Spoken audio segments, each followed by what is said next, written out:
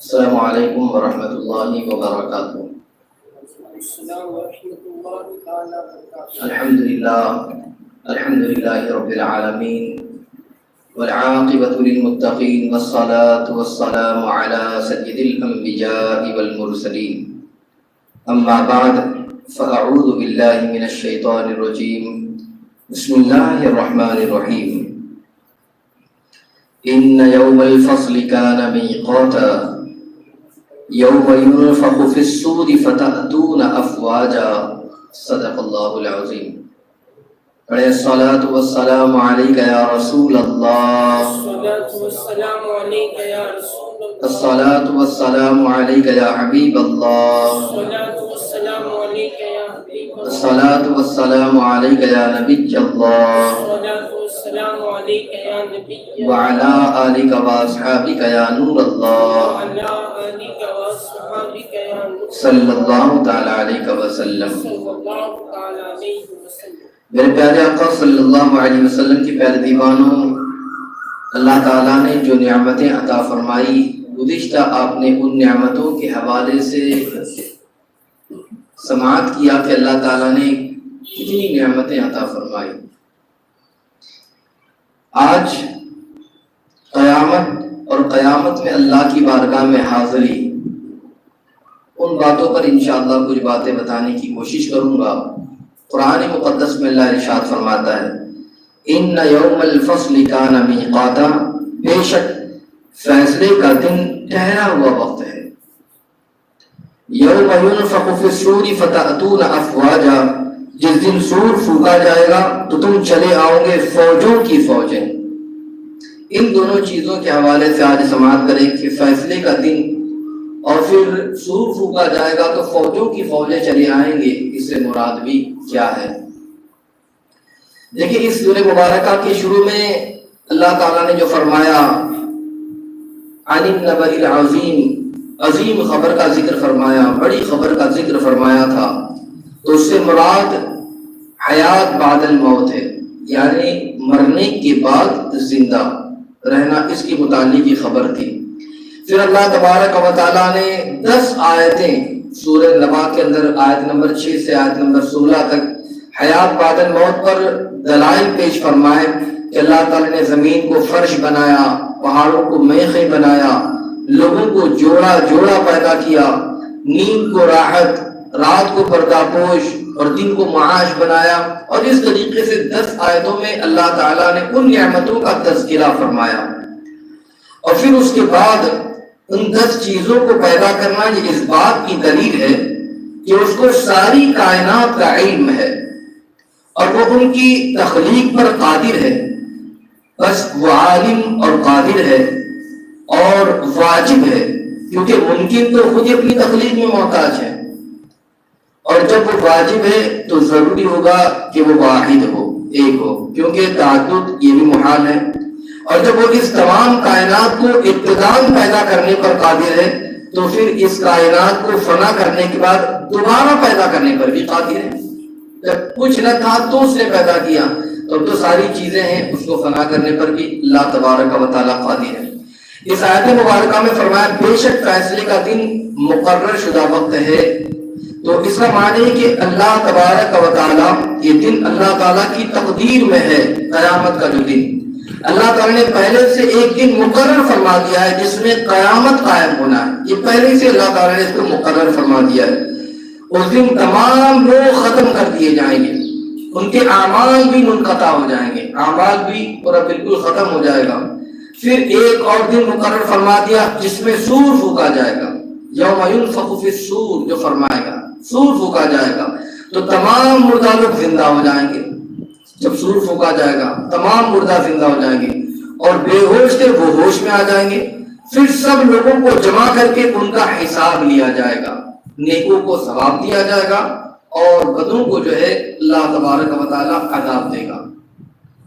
تو اب اس کے بعد جو معاملات قیامت کے ہونے ہیں اس کی بالکل تفصیل ہے، اللہ تعالیٰ نے آگے کی آیتوں میں بیان فرمائے کہ کس کس طریقے سے، مگر آئیے آج ہم نے ایک بات یہ سماعت کرنا ہے کہ اللہ ارشاد فرماتا ہے یوم ینفخ فی الصور فتأتون افواجا، جس دن سور پھونکا جائے گا تو تم چلے آؤ گے فوجوں کی فوجیں. تو سور سے مراد کیا ہے اور فوجوں کی فوجیں آئے گی اس سے مراد کیا ہے؟ اور قیامت کے دن قوم کس طریقے سے اللہ کے حضور حاضر ہوں گی، لوگ کس طریقے سے حاضر ہوں گے، ان کی کیفیت کیا ہوگی، اور جو دنیا کی طرف اعمال کرتے ہیں کیسا عمل ہوگا، تو کس طریقے سے اللہ کی بارگاہ میں حاضری. آج اس کو تھوڑا سمجھنے کی کوشش کریں. سور سے مراد سینگ کی شکل کی ایک چیز ہے جس کو بغل بھی کہتے ہیں. اس میں پھونک مارنے سے بہت ہیبت ناک آواز نکلے گی اور ڈراؤنی آواز ہوگی. اور یہ سور کی پوری تفصیل جو ہے سورہ زمر کے اندر بھی بیان کی گئی ہے کہ کس کس قسم کی ہے، مگر یہ سینگ کی طرح ایک چیز ہے جس کو پھونکنے پر ایک ہیبت ناک آواز جو ہے ظاہر ہوگی. جس جگہ میدان حشر قائم کیا جائے گا، تمام مردے اپنی اپنی قبروں سے نکل کر وہاں فوج در فوج پہنچیں گے.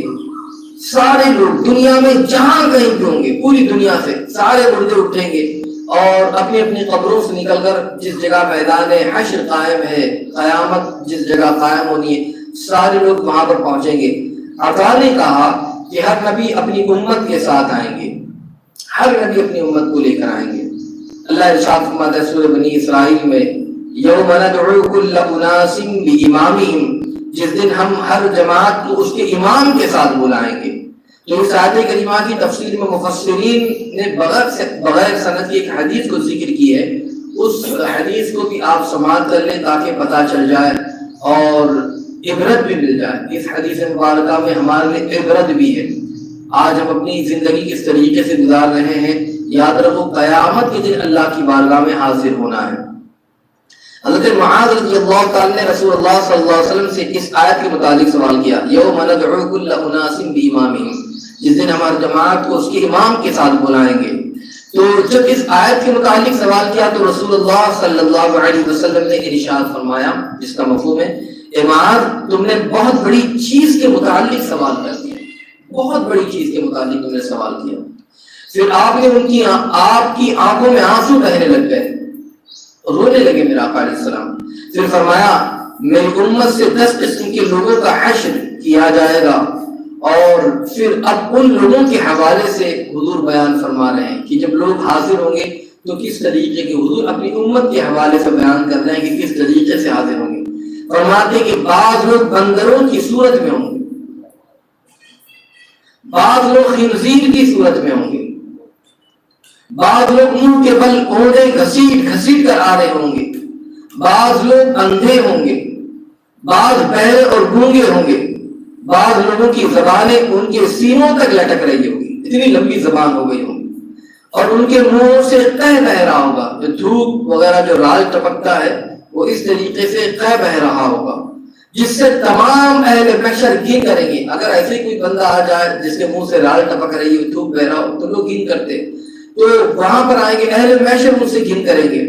بعض لوگوں کے ہاتھ اور پیر کٹے ہوئے ہوں گے، یعنی اپاہج ہوں گے، لولے لنگڑے اس قسم کے ہوں گے. بعض لوگ آگ کے درختوں کے تنوں پر سولی پر چڑھے ہوئے ہوں گے. اللہ اکبر.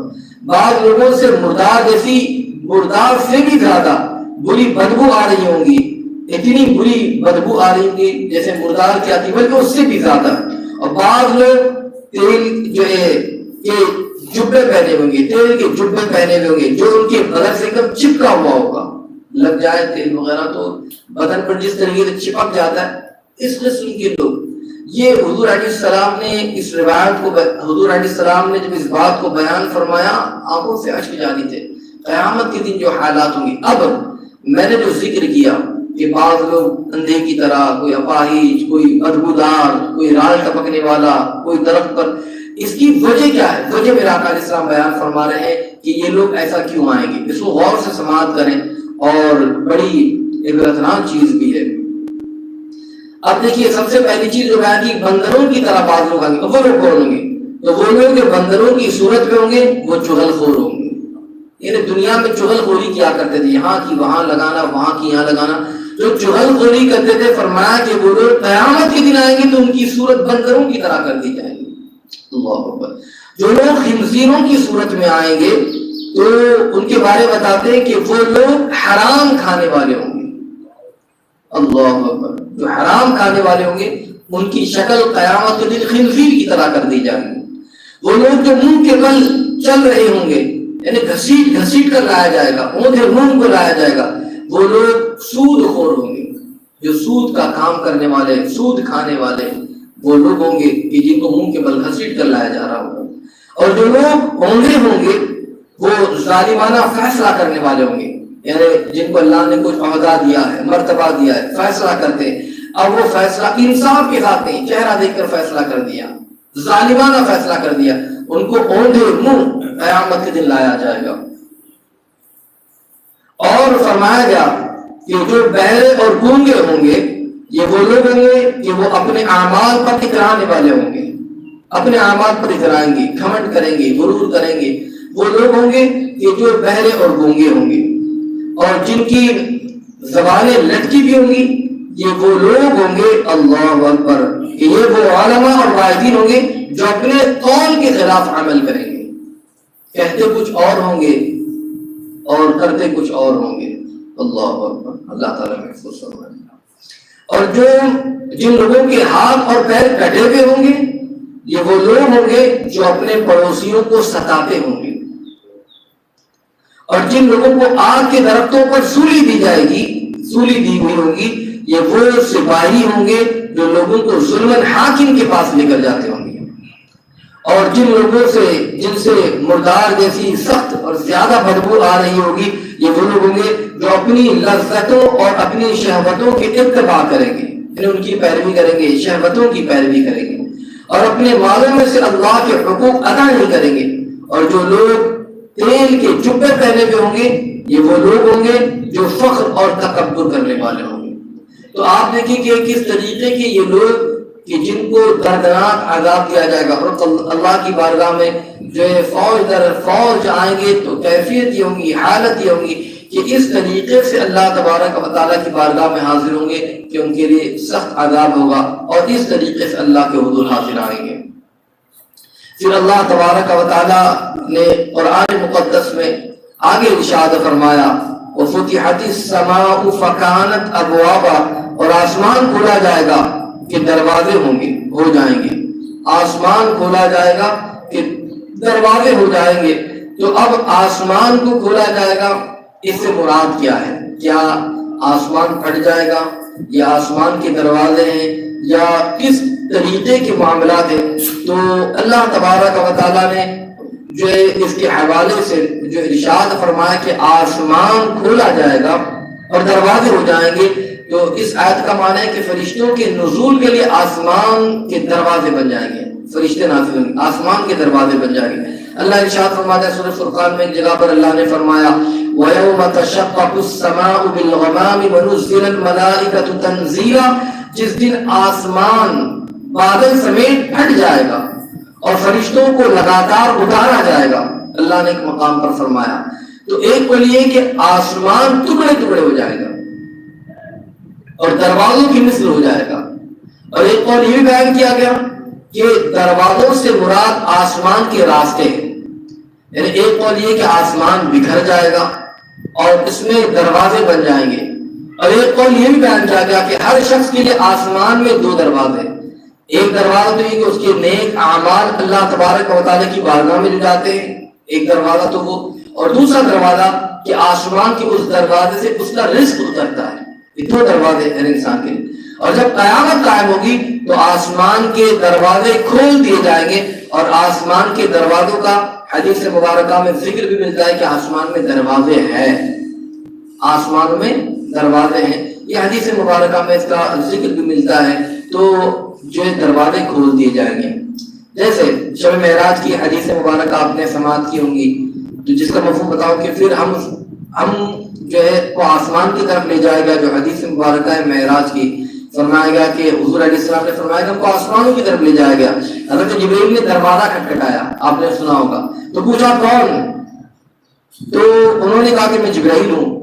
تو کہا گیا کہ تمہارے ساتھ کون ہے؟ انہوں نے کہا کہ حضرت محمد مصطفیٰ صلی اللہ علیہ وسلم ہے. تو پوچھا گیا کیا ان کو بلایا گیا ہے؟ کہا ہاں بلایا گیا ہے. تو پھر ہمارے لیے دروازے کھول دیے گئے آسمان کے. معراج کی شب میں جب میرا آقا تشریف لے گئے دروازے کھول دیے گئے. تو اس سے معلوم ہوتا ہے کہ آسمان کے دروازے ہیں, جبھی تو دروازے کھولے گئے. قرآن مقدس کی اس آیت مبارکہ میں بھی آسمان کے دروازے کا صراحتاً ذکر ملتا ہے کہ اللہ ارشاد فرماتا ہے سورہ اعراف میں ان الذين كذبوا بآياتنا واستكبروا عنها لا تفتح لهم ابواب السماء لا تفتح لهم ابواب السماء. اللہ ارشاد فرماتا ہے کہ جن لوگوں نے ہماری آیت کی تکذیب کی اور ان پر ایمان لانے سے تکبر کیا ان کے لیے آسمان کے دروازے نہیں کھولے جائیں گے. تو آسمان کے دروازے جن لوگوں نے آیتوں کی تکذیب کی, ایمان لانے سے تکبر کیا, تو ان کے لیے آسمان کے دروازے نہیں کھولے جائیں گے. اس کا مطلب یہ کہ دروازے ہیں تب تو نہیں کھولے جائیں گے. تو پتا چلا کہ آسمان کے دروازے. تو اللہ ارشاد فرماتا ہے اس آیت مبارکہ میں وفتحت السماء فكانت ابوابا, اور آسمان کھولا جائے گا کہ دروازے ہو جائیں گے.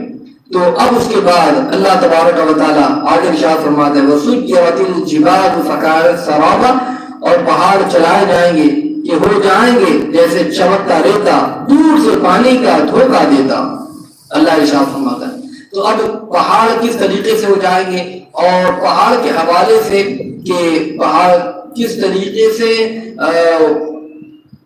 چلائے جائیں گے, حالانکہ اتنے ضخیم اور اتنے بھاری بھرکم ہمیں نظر آتے ہیں, اپنی جگہ سے ٹس سے مس نہیں ہو سکتے, تو وہ کس طریقے سے چلائے جائیں گے اس کے حوالے سے کچھ تفصیلیں انشاءاللہ آئندہ آپ اس کو بھی سماعت کریں گے. اور پھر اس کے بعد کی آیتیں ہیں وہ قیامت کے حوالے سے کہ جو قیامت قائم ہونے سے پہلے جس طریقے سے آسمان کے دروازے کھولے جائیں گے, پہاڑ کا جو سلسلہ اور یکی بعد دیگر بہت ساری نشانیوں کا تذکرہ ہے, انشاءاللہ اس کو آپ بھی آئندہ سماعت کریں گے. اللہ تبارک و تعالیٰ کی بارگاہ میں دعا ہے کہ مولا تبارک و تعالیٰ ہم تمام کو عمل کرنے کی توفیق عطا فرمائے, جو کچھ کہے اس پر عمل کی توفیق عطا فرمائے, قیامت کی سختیوں سے مولا محفوظ فرمائے, اللہ تعالیٰ جہنم کے عذاب سے محفوظ فرمائے. ماہ رمضان المبارکہ کے صدقے بے حساب و کتاب ہم سب کو جنت الفردوس میں داخلہ نصیب فرمائے. استغفر اللہ العظیم الذی لا الہ الا هو الحی القیوم واتوب الیہ وما علینا الا البلاغ المبین. السلام علیکم.